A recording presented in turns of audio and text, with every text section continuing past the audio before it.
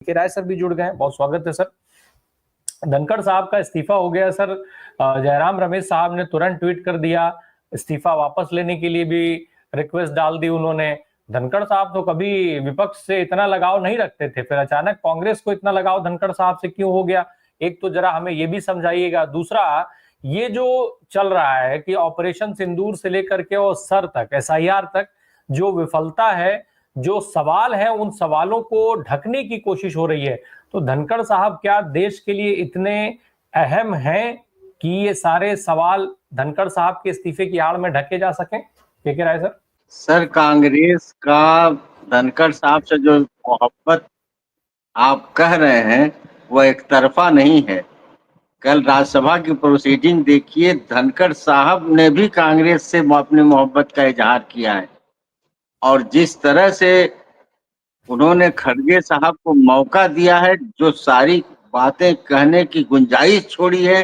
अगर लोकसभा के प्रोसीडिंग को देखा जाए, जब सारे मंत्री, इनके जिम्मेदार मंत्री को बोलने का अवसर दिया गया और जो वेस्ट मिनिस्टर वाला हमारा संसदीय लोकतंत्र है, उसमें एलओपी ने जब बोलना चाहा, जो राइट टू रिप्लाई है, जो संसदीय लोकतंत्र की जान है कि अगर कोई ऐसी बात आप कह रहे हैं जिससे मुझे मतभेद है, तो अगर मंत्री खड़ा हो जाएगा तो वक्ता को चुप हो जाना पड़ेगा, और एलओपी खड़ा होगा तो उधर के वक्ता को चुप हो जाना पड़ेगा। लेकिन जब एलओपी खड़े हुए तो हमारे स्पीकर साहब ने एडजॉर्न कर दिया। इससे बड़ा डिसरेस्पेक्ट किसी भी एलओपी का किया नहीं जाना चाहिए दुनिया के किसी भी लोकतंत्र में। लेकिन जिस तरह से खड़गे साहब को धनखड़ साहब ने सर, एक सेकेंड, ये पहली बार नहीं हुआ है। पिछले सत्र में भी सेम यही कहानी की गई थी। जब राहुल गांधी बोलने के लिए समय चाह रहे थे तो तुरंत ओम बिरला साहब ने सदन की कार्यवाही उसको मैं नहीं कह रहा हूँ, उसको मैं पहली बार नहीं कह रहा हूँ। मैं पहली बार वो कह रहा हूँ, वो तो लगातार किसी को नहीं बोला। मैं अपने दर्शकों को याद दिला रहा हूँ। हाँ, कांग्रेस के राज्यसभा के नेता खड़गे साहब को जितना मौका उन्होंने दिया और कोई टोकी नहीं किया, तभी कान खड़े हो जाने चाहिए भाजपाइयों का कि अब वर्दी का पेटी बांध लेनी चाहिए, क्योंकि उन्हें एहसास हो जाना चाहिए कि मौसम खराब आने वाला है। नहीं तो जिस बदतमीजी से धनखड़ पेश आते थे और जो जिन शब्दों का प्रयोग वो सीनियर से लेकर और आप पार्टी के जो लोग बोलते थे, कांग्रेस के जो नौजवान साथी बोलते थे, बहुत ही कंटेंचुअस शब्दों का इस्तेमाल करते थे। लेकिन मैं ये कह रहा हूं कि ये सारा संकट जो एनडीए के भीतर है और जो भाजपा के भीतर, उसके सबके जिम्मेदार जो आपके पैनलिस्ट साहब बैठे हैं, फराज साकिब साहब, वो इसके जिम्मेदार। सारा संकट इनका खड़ा किया हुआ है।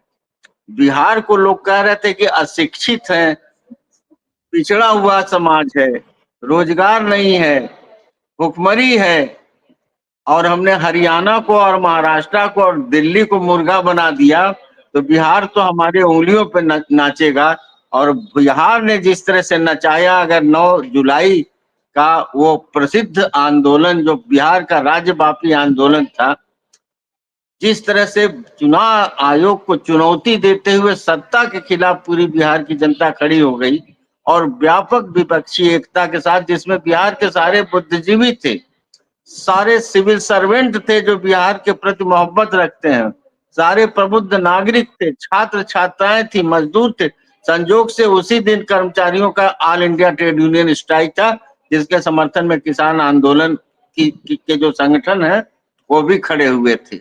सारे बैंक बंद थे बिहार के, सारे एलआईसी के, इंश्योरेंस के ऑफिसेज बंद थे। तो फराज साकिब साहब की ही देन है कि आज ये आपस में लड़ रहे हैं। इतना बड़ा अंतर विरोध पैदा कर दिया, इतना संकट पैदा किया।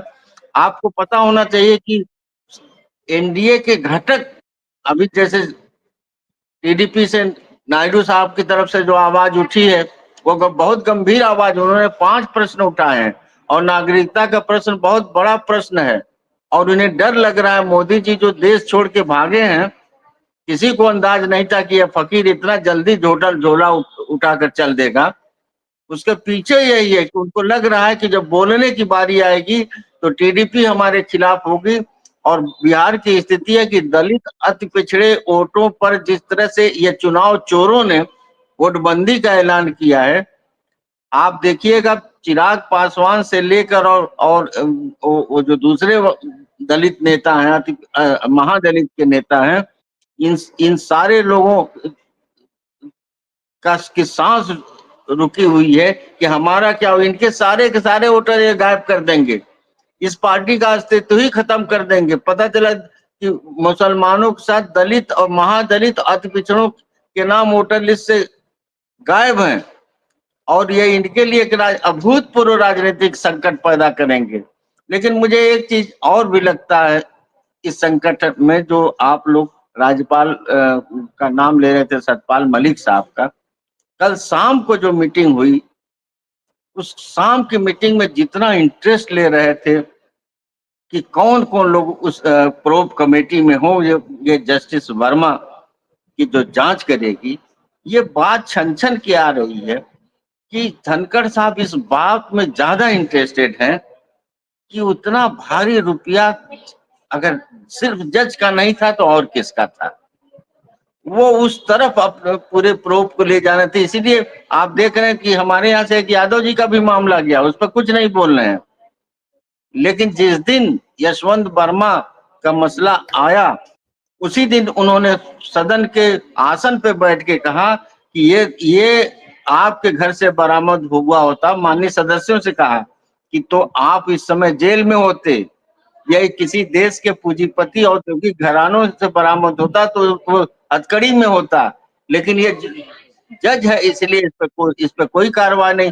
बार बार कह रहे थे कि इस पे FIR क्यों नहीं हो रहा है।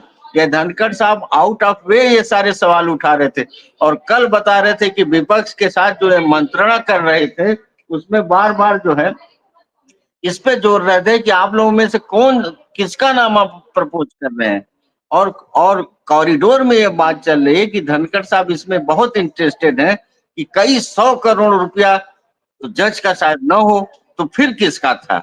और अंदर खाने दिल्ली के गलियारों में बहुत कुछ चर्चा भी चल रही है। और ये धनखड़ साहब ने कान खड़ी कर दी है अमित शाह और मोदी और नड्डा की और उनके साथ चलने वाले पूंजीपतियों। इसीलिए खबर प्लांट की गई है जॉब स्कैंडल की। राज्यसभा में नौकरी के नाम पर एक स्कैंडल की बात जिसकी जांच संभवतः इंटेलिजेंस एजेंसी करे, जिसमें करोड़ों का लेन देन हुआ है। तो ये धनखड़ को भी फंसाने के लिए एक बहुत बड़ा जाल बुना गया, ऐसा कहा जा रहा है। इसकी प्रामाणिकता धीरे धीरे सामने आएगी कि राज्यसभा का एक जॉब स्कैंडल हुआ है जिसमें धनखड़ साहब के प्रांत के बहुत सारे लोगों को इसमें एम्प्लॉयमेंट देने की प्लानिंग की गई है। और बहुत सारे ऐसे कर्मचारी हैं राज्यसभा में जिनको बहुत सारे महीनों से तनख्वाह नहीं मिला, इस तरह की चर्चा चल रही है। और आप पब्लिक इंडिया और तमाम लोग एक दो दिन के अंदर ये सारी स्थितियां स्पष्ट हो जाएंगी।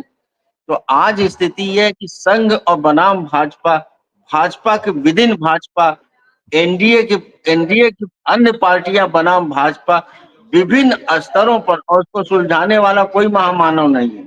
देखिए 2 बार इस देश में संकट आया था और संकट के समय संसद से उम्मीद की गई थी। एक सन 62 का संकट था जब नेहरू जी थे और भारत पीछे हट रहा था लड़ाई में और पूरे देश में गम का और गुस्से का माहौल था। उस समय जनसंघ, स्वतंत्र पार्टी और पीलू मोदी की पार्टी और सोशलिस्ट पार्टी ने कहा कि नेहरू जी आप डर के भागिए मत, स्पेशल सेशन बुलाइए। नेहरू जी ने स्पेशल सेशन बुलाया, पूरी प्रोसीडिंग में खड़े रहे और बातचीत करते रहे और देश के सामने अपना पक्ष रखा। नेहरू जी पर उस समय यंग थे अटल बिहारी वाजपेयी, उन्होंने कितना तीखा हमला किया, लेकिन लोकतंत्र का तकाजा था कि वो सारी चीजें अब उसके रिकॉर्ड में है। और जब पहलगाम का हमला हुआ तो फिर सवाल उठा। ऑल पार्टी मीटिंग में जहां मोदी जी जाने से कतराते रहे, वहां विपक्ष ने कहा कि साहब स्पेशल सेशन बुलाइए। आप गौर करिए कि फारूक अब्दुल्ला ने कश्मीर में स्पेशल सेशन बुलाया जबकि वहां स्टेटहुड नहीं मिला है। वहां किसी भी तरह से लॉ एंड ऑर्डर का कोई भी मशीनरी इनके कंट्रोल में नहीं है, लेकिन स्पेशल सेशन बुला के उन्होंने भारत की जनता से माफी मांगी जो कश्मीर की सरजमीन पर कश्मीर के बाहर के लोगों के साथ हुआ, जान माल की का इतना बड़ा नुकसान हुआ, मोदी जी भाग गए। और ये चूंकि ये जो वर्षा सेशन है, ये वाला सेशन तो वो टाल नहीं सकते थे, तो उन्होंने एक रास्ता निकाला कि देश छोड़ के भाग जाओ और बहस न होने दो, और बहस न होने देने के लिए एक दूसरा मुद्दा खड़ा करो। अदरवाइज ये राज्यसभा का उपाध्यक्ष, देश का उपराष्ट्रपति हो, प्रांतों के गवर्नर हो, इनको बीमारी से इस्तीफा देने की क्या जरूरत है? तो बीमारी से इलाज कराने के लिए ये गवर्नर बनाए जाते हैं। इनको कहा जाता है कि आप ब्रिटिश काल के एक सुसज्जित महल में रहिए और आपकी गठिया से लेकर ब्लड प्रेशर, शुगर जो है उसका इलाज कराइए, और बीच बीच में मंदिरों का दर्शन करते रहिए, छोटे छोटे देश में भी जाइए, साल और कपड़ा इकट्ठा करते रहिए, आते रहिए। गवर्नर करते क्या है? धनखड़ साहब का काम क्या है बताइए? धनखड़ साहब जी 2 सत्र और कोई विशेष सत्र के अलावा इनका काम क्या है? ये तो इस्तीफा नहीं, देने के बाद तो इनका इलाज महंगा हो जाएगा। इनकी मेडिकल फैसिलिटीज और मेडिकल सुरक्षा जो हमेशा इनके साथ एक एम्बुलेंस चलता है और एक ऑपरेशन थिएटर चलता है, वो हट जाएगा, इनको सुविधाएं मैं नहीं मिलेगी।